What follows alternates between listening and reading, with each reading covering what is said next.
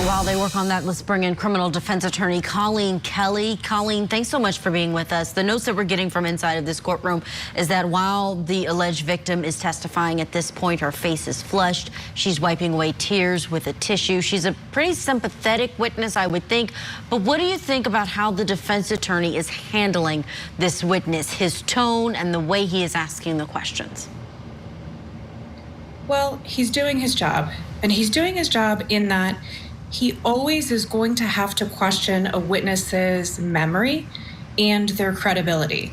So to that effect, he's challenging statements that she's making in court and how they differ from things that she said before, things that she left out, but she is coming across as very credible. And I also think that he might be stepping over a line that perhaps I wouldn't cross. He's almost trying to shame her. He's pointing out that she went home with this other man or to the hotel and that she was having sex with him and didn't even know his name. And I think, frankly, that's crossing a line that might make the jury not really appreciate it, especially if we have any female jurors on there, and particularly younger female jurors. We do have several female jurors in this panel. The notes that we're getting is that there are some who are taking notes, some that are not. One seemed to be a bit, according to our producer that's in there, from their vantage point, annoyed with the way the defense is doing the questioning, tightening their jaw, taking notes, but continuing to listen to all of this testimony. And I'm glad you mentioned victim shaming or victim blaming. There is a line when it comes to these cases. What other things do you think the defense has to be careful of getting in the bounds of? He's already spent a lot of time talking about intoxication and her blood alcohol level at the time that she made it to the hospital. I can see the jury getting annoyed with his questioning.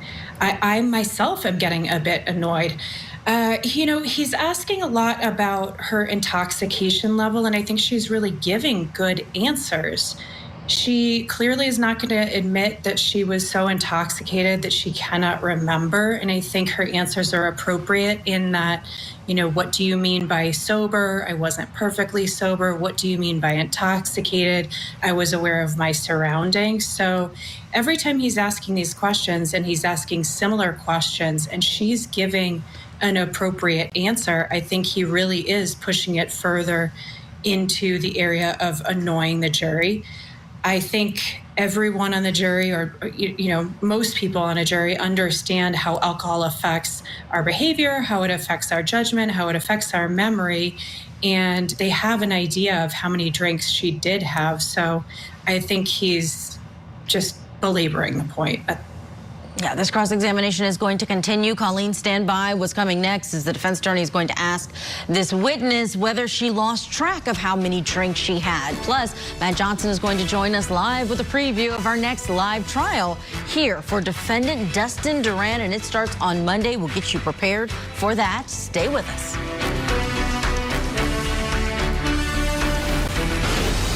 All right, that actually is the point where they took a break inside of the courtrooms. Let's bring in criminal defense attorney Colleen Kelley, who is with us.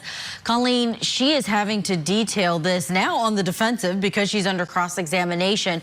We don't want victims to feel like they are not believed when they are telling the truth, but the system, it puts them really through the ringer, especially when you're hearing all the time she's had to testify.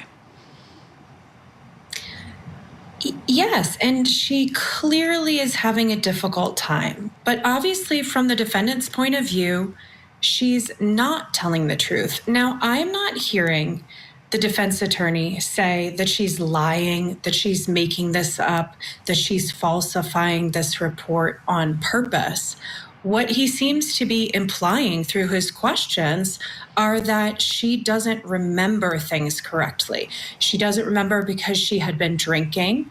And I do think it's odd, and it does point to her memory, that she did, in fact, meet the defendant at the bar, hugged him, shook his hand, and then later, when he was the person that she alleges raped her, she can't identify who it was. And I don't even mean just by name. She can't say, oh my gosh, this was the guy that I met earlier at the bar. This was the friend of the man that I went home with. So that does indicate that perhaps her memory is not perfect. Why is there no DNA, Colleen? Why do you think? Why don't we have conclusive DNA and only inconclusive unknown male DNA? And that's an interesting question, too. And you could see the defense attorney asking questions about that. Was this person wearing a condom or not? You said yes. You said you didn't know. Was the other person wearing a condom? And I don't think that we have a really clear answer on what her position is.